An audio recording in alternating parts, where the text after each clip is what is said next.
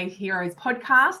Today, I want to introduce you to Julie Fisher. She's a mum to 3 boys. Her youngest, Darcy, who lives with Down syndrome, was diagnosed 19 years ago. And during that time, she has shared her journey. She has challenged perspectives. She has created greater awareness around inclusion to be able to be included, to be able to be a part of the community, of the Down syndrome community. And through her books, her speaking, her radio show, her local events, she's helped countless amounts of parents feel seen and heard. Julie, thank you so much for joining me on the podcast. Oh, thank you so much for having me, Nat. It's taken us a while to get here, but we're here and I'm really looking forward to talking with you. Absolutely. So tell me a little bit about your story. Go back to the very, very beginning and tell me what it was and how did you get through those initial moments when the doctor said that Darcy was Down syndrome or had Down syndrome? Yeah, I will definitely be able to do that. I'm going to go forward a little bit further, though, 2 years before I got pregnant with Darcy, because this lady is the reason why I did what I did. So I met and became friends very quickly with a lovely lady called Tina Norton. We're still friends now. She has a daughter with Down syndrome called Amy. And at primary school, our elder 2 children were in the same class together. And so we used to be there at drop-off and pick-up. But we connected and got along really, really well. And I used to ask her lots of questions about Amy because I was fascinated. I didn't know a lot about disability, let alone, Down syndrome specifically. So I asked her lots of questions. And one of the questions was, what was it like when you received the diagnosis? And she received a postnatal diagnosis. So once Amy was born, they told her. And she started it off like we all do when we're about to say something negative about our kids. She said, look, we love her with all our heart, but it was very hard. It was emotional. It was difficult. And each time as we started to feel like we were sort of getting a grip on it, someone would visit and they would be crying and it would start that whole emotional grieving process again. And I remember walking home from school that day thinking, wow, if I ever got pregnant and that came up, I'd want to know beforehand because I don't think I could cope with somebody coming in to visit my baby crying because at the end of the day, they're still babies and they're still entering our families. So now we've moved to when I get pregnant with Darcy and with the ultrasound, there was a little bit of because I knew all the markers now, you see, as well, because I'd spoken with Tina and I'd asked her all those questions. So there was a little bit of a hesitation with this guy that was doing the ultrasound. And so I asked him the question. I said, do you think my baby has Down syndrome? And he said, no, I can't say that. Everything looks good. It's just the fold on the back of the neck. It's thicker, which is one of the markers for Down syndrome. He said, but if you want to know, you need to get a second opinion. So I drove home that day and I came home and said to my husband, the baby has Down syndrome, but I'm going to make an appointment with our local obstetrician. And I'll see what he says, but I think we should find out because I think it would be good to be able to tell the boys and plan as much as we can. And Tina was also running a support group, so I thought I can join that if the diagnosis comes back Down syndrome. So Darcy's actually 20 now, Nat, so it was 21 years ago. And 21 years ago, the only way to find out was with an amniocentesis, which has risks. But we decided to go ahead with it. And for some strange reason, I just felt very safe. I didn't think anything was going to happen to the baby, and it didn't. And I was 15 weeks pregnant by this stage. So he rushed the results through to the next day and gave me the phone call that the baby had Down syndrome. And I actually found myself consoling him on the phone, which was quite bizarre. Telling him it's going to be okay, don't worry about it, it's going to be fine, because I knew Amy and Tina and I could see that it was going to be okay. So then I joined her coffee group, which was just wonderful. I got to meet mums with kids aged between 0 and 7, and I actually started mapping Darcy's life out, his primary life, before he was even born. But I enjoyed doing that, and I enjoyed hearing all of the different stories, because even though we were all in the Down syndrome community, everyone's story was a little bit different, and they were all doing different things with their kids. Some kids had dual diagnosis as well. Some were autistic as well, and there was a little girl there that was cerebral palsy as well. Anyway, so that was fine. I was feeling on top of the world. Yes, I was emotional and we were grieving and we had moments of tears and things like that, but more about the unknown. And then came the next lot of visits with the doctors. I was seeing 2 doctors at the time, and both of them, for the subsequent 5 appointments, kept telling me about termination, to the point that they told me exactly what would happen and how they would do it, because I was past the 12 weeks. And it was just awful. And, I actually felt quite bullied, but I'm a strong person. And I just thought, well, no, we're not terminating, and I don't judge anybody for any choices that they make. Each of us are individuals, and we all have different circumstances. So I celebrate everybody's choices. It's all individual.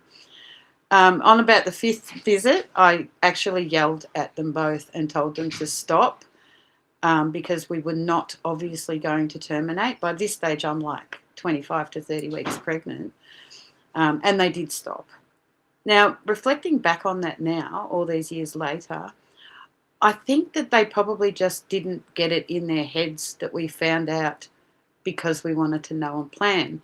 Because I think a lot of people will go down that termination road, and they just, maybe, I'm hoping, that's what they were thinking, and they just didn't understand my logic. So that was the beginning of the journey. And then, of course, beautiful Darcy joined our family.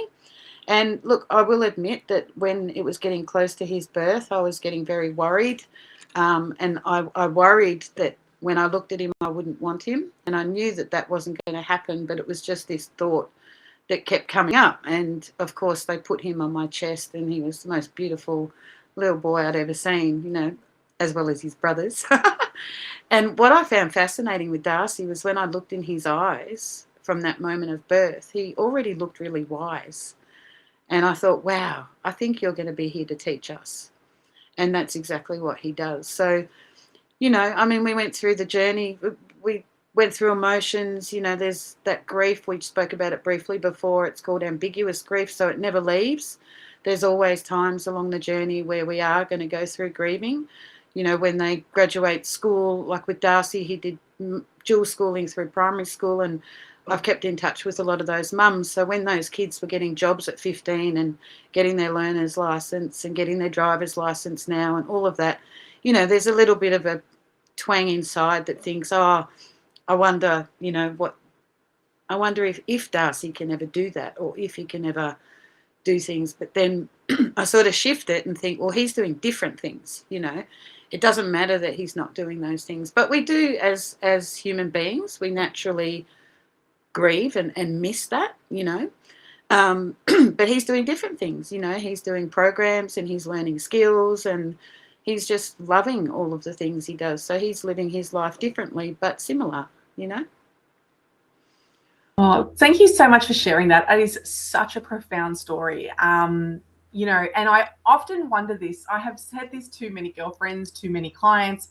Do you think that your child chose you to be their parent? Do you think that was the case for you, for Darcy? I often do think that, and in a lot of my social media posts and things like that, I say thank you for choosing us.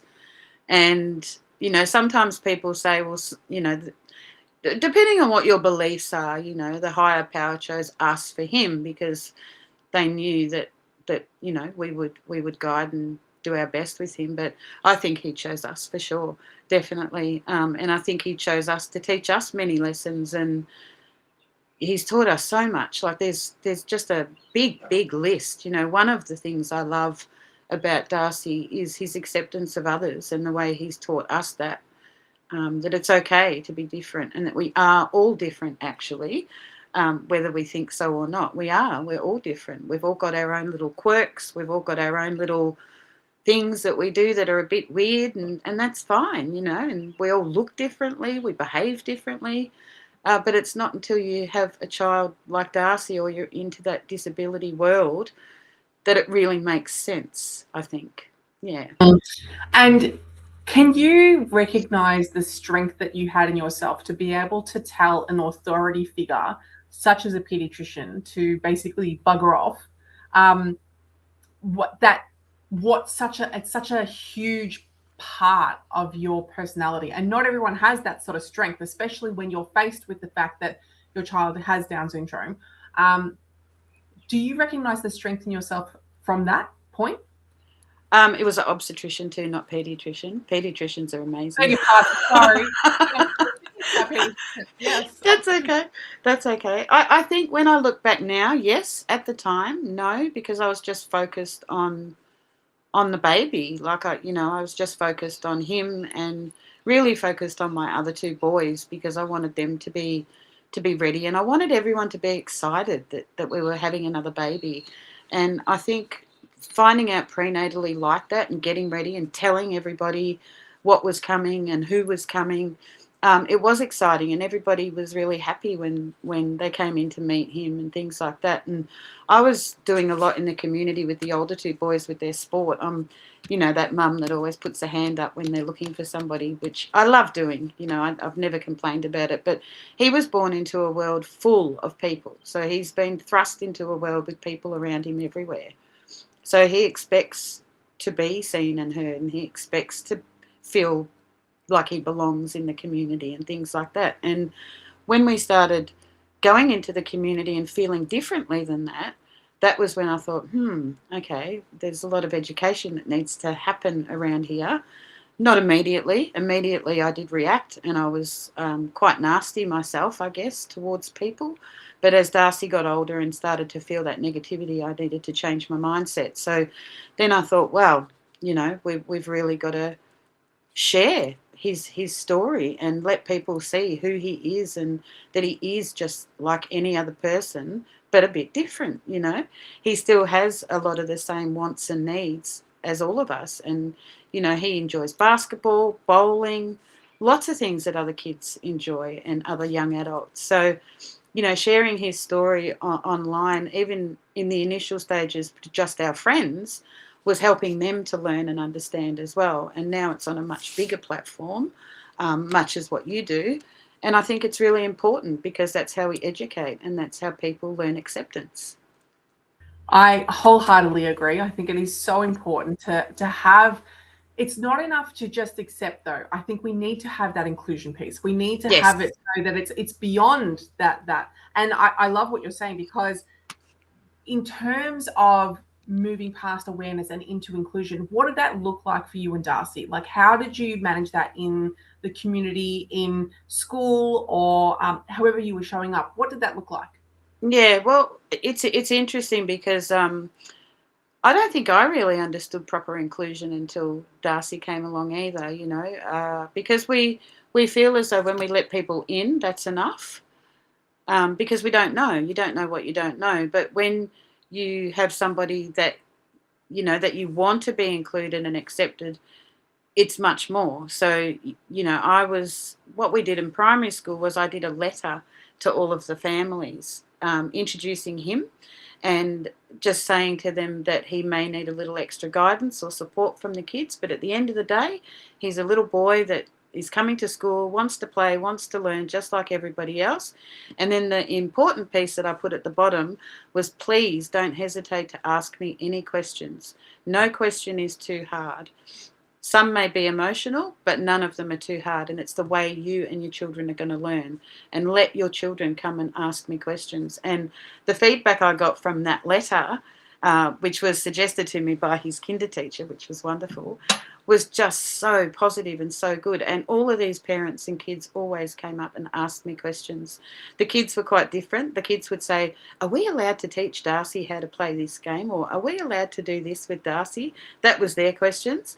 Whereas the parents were more sort of in depth and they wanted to know what sort of extra support he might need and things like that. So I think it's just inviting people to ask, and again, showing his story, showing him participating, not just being in the crowd. One of my favourite things is when we go out with his friends is sitting back and watching him talk with his friends and laugh and have a really good time, and watching him do that with other people around him, because that's inclusion as well. They're speaking with him, he's speaking with them, and it's just so lovely to watch. He feels like he's part of it. So I think that's that next step. Yes, let us in the door, but also bring us as part of what's happening. Invite us to dinner, but also give us that seat at the table, have a conversation with us, offer us food, offer us all of that sort of stuff. So it is important, and I think that's getting better. I do really think that's getting better. And if people aren't sure, I always invite them to ask a question. Ask. And Darcy's quite funny because he's instigated a lot of people changing as well. So we'll be out and about, and people, not anymore because he's older now, so they do talk to him now more than me. But he was about 12, I think, and we bumped into somebody that we hadn't seen for a long time. And she's like, "Oh, wow, how are you?" And I said, "Yeah, we're really good." And she goes, "How's Darcy going? How old is he now? Does he like school?" And Darcy's standing right next to me because she didn't know. She didn't know because she didn't know if he could communicate with her or not, I think. Anyway, he tapped me on the shoulder and he goes like this. And she goes, "Oh, Darcy, I'm so sorry. Do you want me to talk to you?" And he just nodded. And so I always say to people, always look at the person who you're asking the questions about, talk to them. If they need help with communication, they'll have it. It'll be there. But that's really important as well. So that's a real key, because then that person feels part of the conversation, part of the group, and part of the community. They feel like they belong. That's that next thing, inclusion, acceptance, belonging. And then also, Dee, to go one step further is to, especially with the autistic community, to not speak about the child when they're in the room as if they're not in the room, right? Yeah. We're talking, we want to get them involved, even if they're non-speaking. Mm-hmm. Right, get them involved, whether it's pointing at pictures, whether it's using pet cards, whether it's using an AAC device, like something that we can get them involved in what they want to move forward. But I love that he has that, and I've seen him at so many of your events, and his confidence and his ability to show up for the community and for himself is a testament to you, because he is just a bright light of joy. And I just think that, if you had have taken a child living with Down syndrome and put him or her with another family who wasn't as passionate as you, who wasn't as focused and fiery and was able to advocate as much as you do, would they still have the same outcomes? Would they still be as confident? Would they still be able to achieve the things that they were going to achieve? Now, I don't know, because I'm not a scientist and I haven't done these studies, No. but I would suspect that maybe not. Like, our environment plays such a big role in what is happening for our beautiful children, which is why it's so important as parents, especially mums who are generally the primary caregiver, to be able to, work on their own mindset, like you mentioned before, changing that negative mind talk into something completely different so that we can show up better for our kids. Because if we don't stand there and advocate for them and be able to show them and the world why it's so important, well, I don't think many other people are going to do it, right? We love our children the most, and we need to be stepping into that and doing that the most. So well done to you for that. Oh, thank you. Yeah. Look, I've always had really good support around me, and I think that's important, because we are all different personalities, and we don't all have the confidence to stand up and say what we're feeling. But I think when you become a mum of a child with a disability, I do think you change a little, and I think that fight becomes even more, and that voice does come out, and it's different for everybody. Some are quieter voices, some are louder voices, and the journey from me doing what I do now, it's all just happened organically. It all started with Darcy, and then like helping other families with suggestions and strategies for their kids and things like that. And then the first book came out, and that was really what propelled me to what I do now, because I could really see that there was that need to raise awareness on that bigger platform, and organisations were interested in our story and supporting their own communities. And friends of mine would say thank you for being a voice for us as well. I don't put myself up on a pedestal. I don't think I'm I'm anything unusual, but I do have a big voice, and I do have that fight. We don't like to use that word, but that's what it feels like a lot of the time, most of the time. Always, and there's always so much else to do. There's always paperwork and reports to get, and therapy sessions. It's like never ending, but you have to do it. And if you can't do it, and if you need support, that's my biggest tip for everybody: get support, get those support people around you, because it's really important.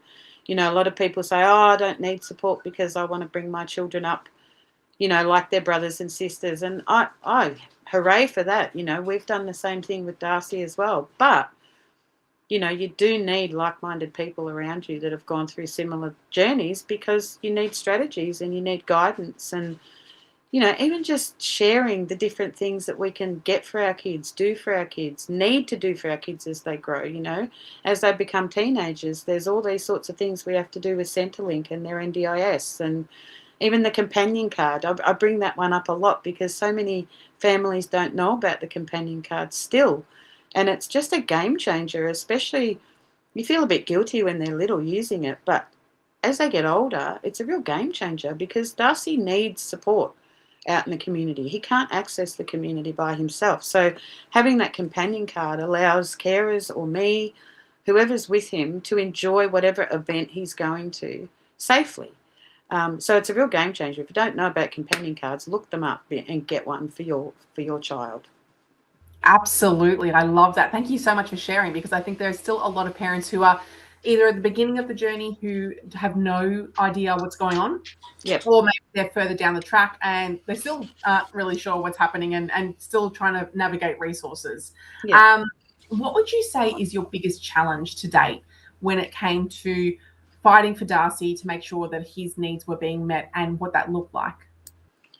Just I guess repeating myself and really trying to prove that he's worthy of all of this, of you know, being able to access the community. And, you know, why should I have to prove it? Why should I have to fight for it? That gets really, really frustrating sometimes. And again, that's getting better, but you still face it when you go out and about. And I think now that he's 20, when I sort of sit and think back and I think about how other people are looking at things, it's that education. They don't know. And I think when we don't know something, it creates a fear, and that fear puts that barrier up, so it stops people from, you know, doing more, letting them in. So, you know, at times that feels like a constant fight just to get him out and about and get people to just see him as Darcy. But again, it's getting better. It's getting much better. It's very nice going out in the community with him, especially our local community where he's quite well known. As a mum, though, when we go further out from our community, I do still find myself in that protection mode. You know, I'm ready. Not that I fight or anything, but I'm ready to just protect him from it, if you know what I mean. You do learn to sort of, a lot of people say, oh, just ignore certain things, but I don't think we do. I think we just learn to push past. I always try and let people know how I'm feeling about certain things. So if they need to be better, they know. Or I'll just say, oh, you know, he just wants to have a try. And they'll say, oh, okay. Because sometimes they don't think he wants to. Do you know what I mean? Like, there's so much different perspectives to look at from all of this sort of stuff. So sometimes I'll go up if we're out and about, say at the Australian Open when we go on the All Abilities Day and we're waiting in line to try something, you know, I feel people looking at him and looking at us as though to say, oh, is he going to do this? You know, you just get that feeling. And so when I approach the people that are running it, I say, is it okay for him to have a turn? I might have to help him. Is that okay too? And they go, oh, yeah, okay, you know. Because sometimes, I can't remember what it was, but many years ago we were at an event and he wanted to try something and they just allowed him to go. And of course he struggled. And I said to them, I need to support him, or you need to go and show him what to do. And they said, oh, really? And I said, yeah, because he needs to be shown hand on hand, you know. He can't just learn it. He can get the idea from just watching, but he can't learn it that way. So it's conversations, you know, we've got to keep having conversations and you know, sharing our stories and making people aware. And everybody's different. Again, you know, I keep saying that, but, you know, like Darcy's friend Jai, he, in the same instance, he wouldn't need that hand on hand. He would be able to learn from sight, but then Darcy doing the same thing needs to be physically shown some things. Yeah. Does that make sense? Absolutely. I feel like we all have a different learning style, right? Yeah, we do. Yeah, so some people are visual, so they need to see it. Other people are kinesthetic, they actually want to do it so they can learn it. Other people want to listen to it to be able to, or listen and verbally see it. So there's all these different ways of learning. It doesn't mean that one is better than the other. It just means that No. that's the best way that we learn. But I wanted to ask you, do you think that having the with Darcy presenting as Down syndrome, is that easier because people out in the community can physically see that he has a disability, as opposed to someone such as like who's autistic or ADHD, where there's no real physical things going on that you can't see, like, from the outside, especially if they're just sort of standing there. One would assume that they are neurotypical, and Yeah. then something happens or they get triggered. Is it easier to have that, or is that not even on the cards? Oh, look, I think when people look at Darcy, they definitely see the disability first. So I don't know if it's easier. I mean, we still get the judgment from people, even though they can see his disability. Maybe not as much, perhaps. But when I talk, when I talk on stages and things like that, and when I speak with people like you, I always sort of say to people, don't judge a mum because of what their child is doing. Have a bit of understanding. Number one, you don't know what's going on during the day. Number two, they may have a hidden disability, and the child is trying to regulate themselves, and that's the only way they know how. So again, those conversations, it probably is easier, maybe, because people can actually see, and if he does something, they can say, oh, he's doing it because. Whereas if they see a child having a meltdown, perhaps, and they don't see anything, I don't see anything different about the child. I was going to say another word then, and I'm glad I didn't. They don't understand it. And that's why it's important for these conversations and for our books to get out there and, again, to be sharing. And not everybody wants to do that. Not everybody wants the world to see their kids and all of that. And that's fine. That's why there's those of us that do it, because we can show all of those things and talk about those things. I always go up to a mum. I actually saw a post from a mum that said, if I'm in the supermarket and my son's having a meltdown, please don't come up to me. Just let me deal with it. Don't judge me, but don't come up to me. Because sometimes I'll not always go directly up to them, but I'll walk past them and I'll say, are you okay? Do you need a hand? And I always say, if you just do that, we're always going to say no thank you every day of the week. But the fact that somebody took the time to be kind and care makes a massive difference to that mum and her child. And it probably gives her the confidence to go back out again. You know what I mean? Whereas with the judgment and things like that, sometimes it keeps us behind our closed doors. It keeps us at home and we don't take the kids out. And it's very important for our kids to access a community because they're growing and they're growing into a world that, yes, it's not set up for them, but we're changing that. But they need to be able to go out into the community and do things and learn to regulate themselves and learn, what's acceptable, what's not acceptable. We have to teach them. And if we're getting judged all the time, we're not going to do that. And then all of a sudden our kids are 19 years old and they don't go out. And that's not fair. So people, regardless, like, it doesn't matter if you can see it or not. If something's going on and you think it's looking a little different, just be kind and patient with those people. And you know what I love? I love the sunflower lanyards, the hidden disability lanyards. I think they are fantastic.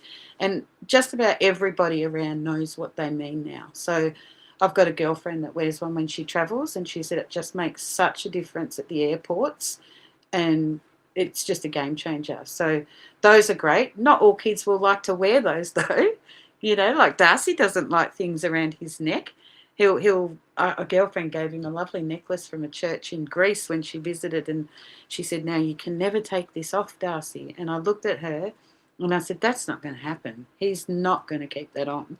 And he let her put it on and, took a photo and all of that. And then the minute she walked off, he goes, Mum, get it off. So I actually have it hanging on a photo of his here at home because he won't wear stuff around his neck. He doesn't like it. But there are other things that those hidden disability providers provide for our kids, and But just be kind and patient. That's really all that you've got to do, and don't judge. Hello. Maybe don't come in and when the parent is next to the child on the floor and say that this kid needs a good smack. Like, Ah, that's probably not the best thing to say at that point in time, no. regardless of where you are and how old you are and what your childhood looked like. Yeah. That just doesn't apply. It's not the same thing. We're not talking apples with apples. But yes, I agree. Kindness will take you so far. Manners will take you so far. Being able to, witness a child who might be going through a hard time and just going that extra effort. I often say to friends, like, if you see a mum that's going through a hard time, if she's in the coffee shop, buy her a coffee, right? Yeah. Or Yeah. if she's in line, pay for her behind. Like, it's the small things that brighten up our days. And it literally is like the smallest things. Like, if someone gave me a free coffee, I think I'd be like over the moon. I'd be like, oh I my God, know. I'm the best day ever. Because our wins are so small Mm. that we will take it and we will be so excited that it's because we're never looking for those humongous wins because they're far and few between, right? It's Yeah. the little ones that we just keep, like the engine that could, right? We just like keep going all the way and then you'll get to the pinnacle. But you have so many things going on. You've written lots of books. You have a local expo. You have a radio show. You've done a TEDx talk. You have done heaps of different speaking engagements. What is it that you love to hear when you speak to people? Like, why is that such an important thing for you? I actually love seeing the light bulb go off in people's faces when I share our story and talk and like every and when I talk about inclusion and acceptance and things like that, it's like people go, "Oh yeah," like when the penny drops. But sometimes people just haven't thought about it, And when you share your story of what you're going through with your child, and then what needs to happen, it's like, yep, okay, I get it. And then look, I've spoken to many providers in the sector as well at their events, and when I share the things that I do with Darcy out in the community, even that, they say it's always great to hear from a parent because we do it a bit differently. But when we hear what you do with your children, it makes sense and it sort of gives us another strategy to use with them if we need it. So I think it's just, I really love the education element of it all and those light bulb moments and seeing the acceptance come, seeing people look at Darcy and go, oh, yeah. And, yes, he is very confident. He's a performer. He loves doing performing. And if he is with me at a speaking event, he always wants the microphone when I'm finished. And I love that he has that confidence. He doesn't say anything about what we've been talking about. He just introduces himself, tells you what he loves to do, tells you all that I'm his mum, and tells you who his best friend is. And then he's happy. But I guess he sees me do it, so he knows it's okay, and he does do performing arts, so he is a bit of a performer, so he does like it. But I love when he does that too because I can see everybody in the crowd, like even if they don't understand what he said, just the pure fact of him getting up there and sharing with them, it just makes a world of difference. I think they say, well, he is just like other people. He does just want to talk and make friends and be happy and enjoy life and all of that sort of stuff. He's a person, we're all people at the end of the day. We're all different, but we're all people. I couldn't have said it better myself. And I think it's really important for him to show other kids as well, other teenagers, other children, that just to give it a go, Yeah. right? Yeah. Whether you muck it up, whether you do it perfectly, whether you whatever, but just to get up there and give it a go, because we can all harness that. We can all get better at something. Practice makes perfect. And, getting up there is his version of being seen, right? His Yeah. ability to be part of the community, to be the center stage, to say, hey, this is me in all my glory, and I'm going to be here and I'm going to show you how it's done. And I think that that's super important because it's also really important for him to educate the parents in that situation as well, to go, well, exactly like what you said, the light bulb goes off and they're like, wow, if he can get on stage and do all that stuff, like, why can't my child, or why can't my niece or my nephew or whatever it is? But making it so that they can see the possibilities as opposed Yes. to thinking the possibility is too far away, that it's unattainable. And I think that that's super, super important. What's one message that you want every listener to take away from this conversation? I want families in the disability sector to not be scared of support. Look for that support. Sometimes it comes in shapes that you wouldn't have ever imagined, but please, please get support. You don't have to do any of this on your own. There's lots of us in the community, and we're all here to help each other. That's one of the things I love about the disability community.